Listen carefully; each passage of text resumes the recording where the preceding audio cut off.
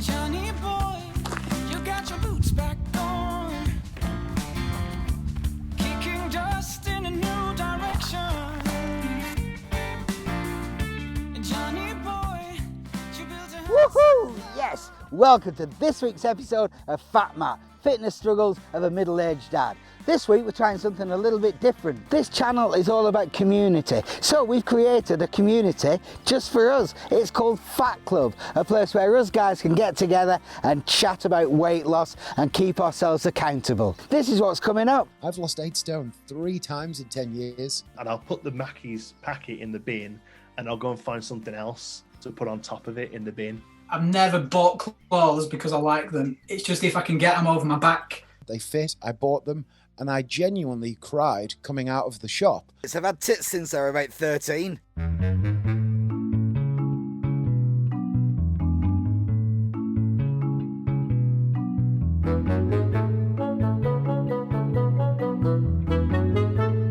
A lot of you guys have been saying how much you resonate with my first episode about food addiction. A lot of you guys feel the same way. Are you a secret eater? Yeah, 100%. I drive my kids half a mile to nursery. I go past 3 McDonald's. How many do you stop at? Usually just the one. And I make sure the trash goes in the bin. And I'll put the Mackey's packet in the bin and I'll go and find something else to put on top of it in the bin. It's just like an alcoholic. I'm sure it's an addiction. You hide the bottles of gin, and I think it's exactly the same. And nobody's really talking about it. No, it wasn't until honestly your video was sort of really sitting there and saying it made me go, yeah, do you know what? I think I am. I think I'm addicted to it. I don't want to belittle, obviously, alcoholism or any kind of drug addiction. It is like when someone says, "Oh, just have you've done so well, have this." It's like saying to an alcoholic, just have 1 shot of whiskey, what's wrong with you? You can have a couple of shots of whiskey and then don't have anything. But it is the last thing I think about is what I'm having for breakfast and the first thing I think in the morning. I don't think that I ever get away from food addiction. I think that I just get addicted to the opposite of it. So I get addicted to food and then I get addicted to not food. I get addicted to the feeling of not eating. I get addicted to the feeling of being hungry and knowing that means that I'm burning more calories than I'm taking in. Coming up the hill now is quite tiring. I think one of my downfalls to be that I would do a lot of secret snacking. When I went to the supermarket, on my way around, I'd pick up a chocolate muffin or... And I was a sucker for cheese and ham croissants. I'd get one of those, eat it on the drive home in the car. And I thought it was just me, but it turns out that a lot of you guys do the same thing. For me, it's them golden arches and I see them and I go, oh yeah. So if I'm running a few errands or whatever, it's 2-3 o'clock in the afternoon, I've had lunch, I'm having an evening meal, I'll drive back to McDonald's and I can't even think, oh, I'll just get some like fries or something, do you know what I mean? Just, even just to satiate it.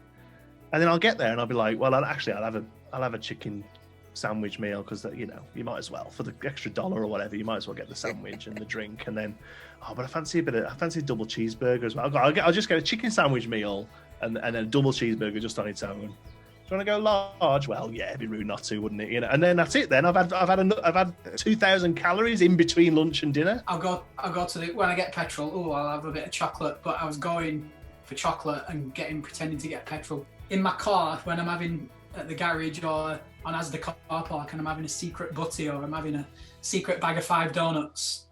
I think it's that little, I feel like I'm having a little picnic, like a little day out, a little adventure. My wife's in the front room and then I quickly make a butty while I'm making a butty. And then just cheese, salad, cream, squeeze it, eat it as fast as I can.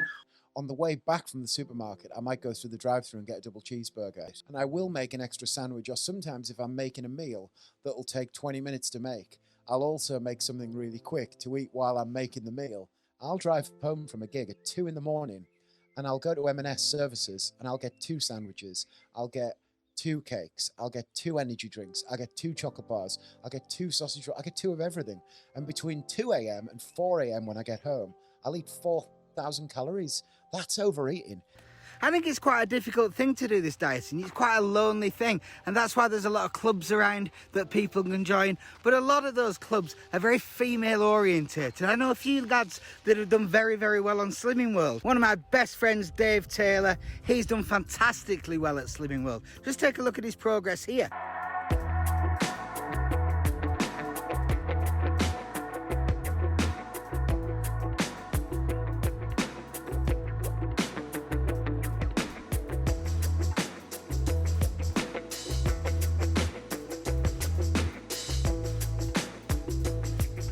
I was always definitely overweight. It wasn't like it just creeped up on me. And I knew whatever diet I was going to do, I'd have made it work. And it was just so happened to be Slimming World. And I did. Did you go to the meetings? I wanted to keep that side of things to myself. So I didn't want to share it with a load of old Dorises down at the community centre. Yeah, and I found with Slimming World was like, you'd sit there and you'd all get weighed and you'd all go and sit around like that. And then she'd go around the room and she'd be like, oh, Carol, £3 off this week. What have you done, Carol? What's your trick been this week? And Carol's like, oh, I made a big batch of spag bol. And I ate it all week. Oh, well done. Give Carol a big clap. They go to the next glass. You know, Karen, £2 off this week. That's really good. Well done. Oh, I haven't drunk a drop this week. Oh, well done, Karen. They go next one on. They go, Julie, half a stone off overall. Means Julie's put on. Because they wouldn't say that they put on, but if they gave you the overall weight, that means this week Julie's been on a kebab. It's terrible. You become a proper old woman sat there with them all. Another one was my good pal Andy. He lost a ton of weight through Slimming World. I've tried every single fad, crash diet, you know, eat this, eat tuna, live off everything. I've done everything. The only thing I'd never done was Slimming World, because I was just too embarrassed to go. And it's quite a feminine thing, and being around women, and people laugh at me, but I thought, I'm going to try it, I'm going to go for it. I smashed it, lost 6.5 stone in a year. It is a fun thing to go to, and it is like a Peter Kay or Victoria Wood sketch. There's lots of characters there, and some of the lines you hear and the characters you meet.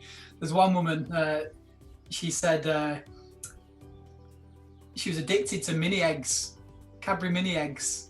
And then she was in one week and she looked on edge. She went, I need help. I've got some in my car. Can you get them out of my car? So this woman said, yeah. But she opened a boot. She had a boot full of mini eggs. It was full. She was like on edge. She's like, I'm going to eat them. Whichever diet you choose, the success of it is going to be down to you. So you've got to find something that you're comfortable with. It doesn't matter what other people are saying. You're the expert on you, and you do what feels right for you. Dave lost his weight by losing about £1 a week. It took a long time, but the results were steady. Some people don't want to wait that long, and Mark has a very different solution to it. And I think that's why fasting has always worked for me as my primary method of losing weight.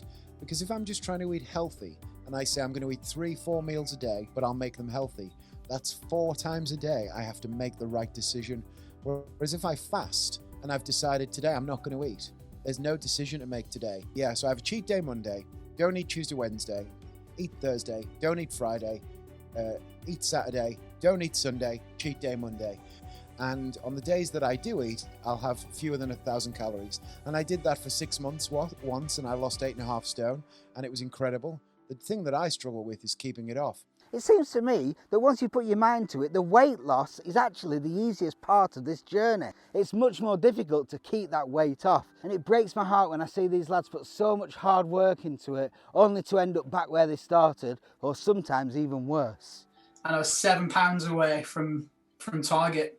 I went to see my friend do an open mic night in Manchester, and it was a good night out, and we were all buzzing. And then afterwards, old habits. I was in Manchester, I was out of my normal routine, had a sneaky pizza, and then all week I was off it, and then on it, and then off it, and on it. And where you ended up is there.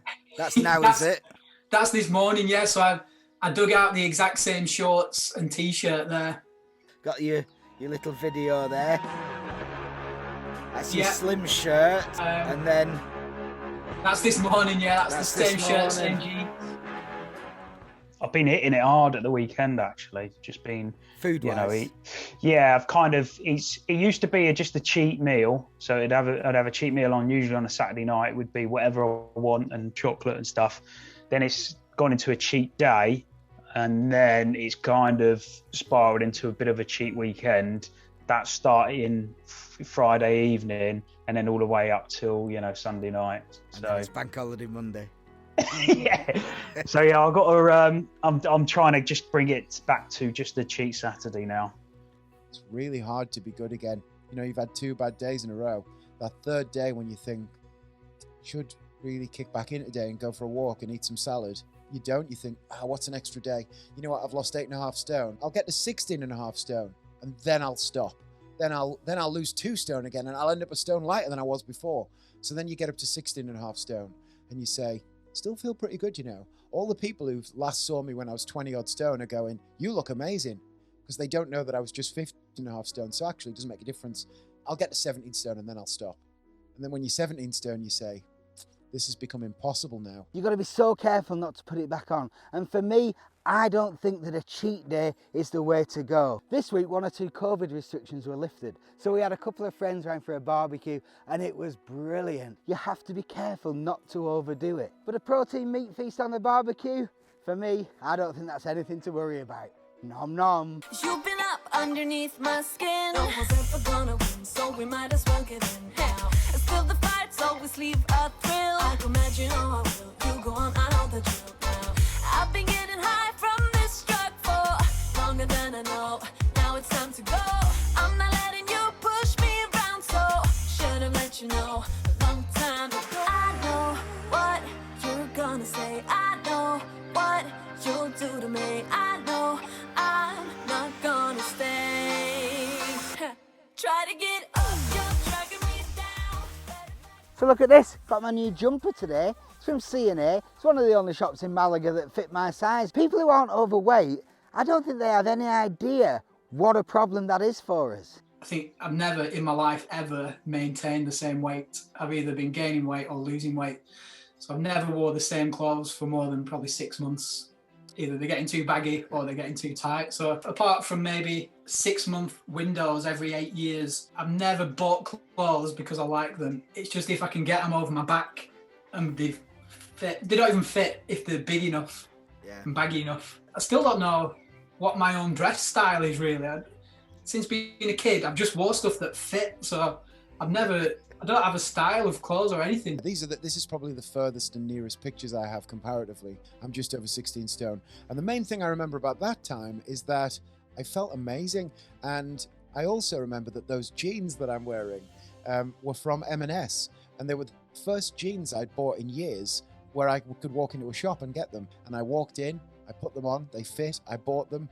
And I genuinely cried coming out of the shop because I couldn't believe that now I could just go and buy clothes in a shop.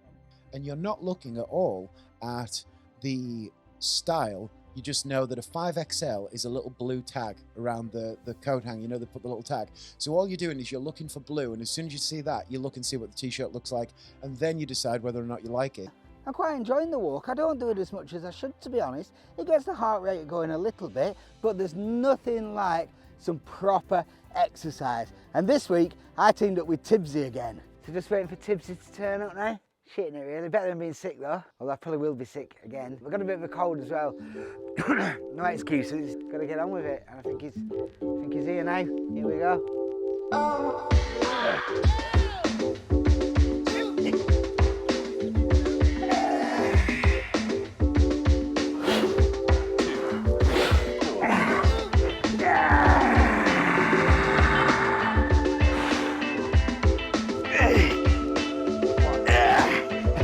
You're so fine, oh lady. Let your body take control. You're on my mind, baby. Just move a little Fucking hell. closer. And I say, oh, it's a night we'll both remember. Oh, sweet sound.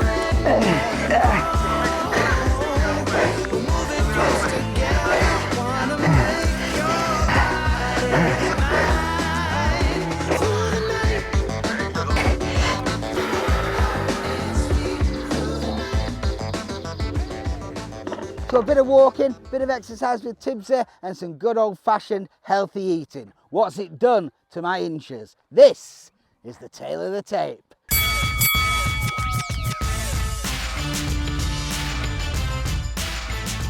Week 6, no move on the neck. The chest 46 down half an inch. The belly down a full inch at 50.5. Half an inch off the waist at 47. The arse stays a wobbly 48. He's 1.5 kilograms down on the weight, 17.2 stone. Down 3 pounds at 241.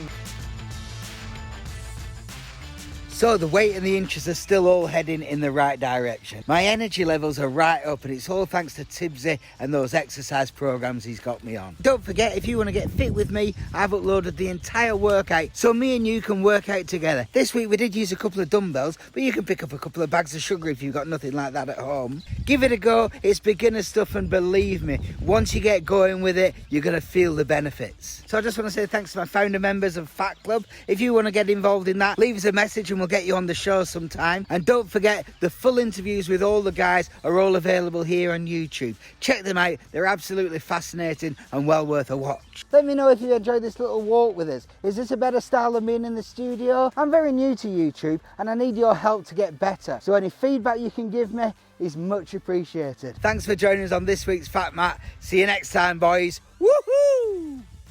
And the first rule of... Big dog there.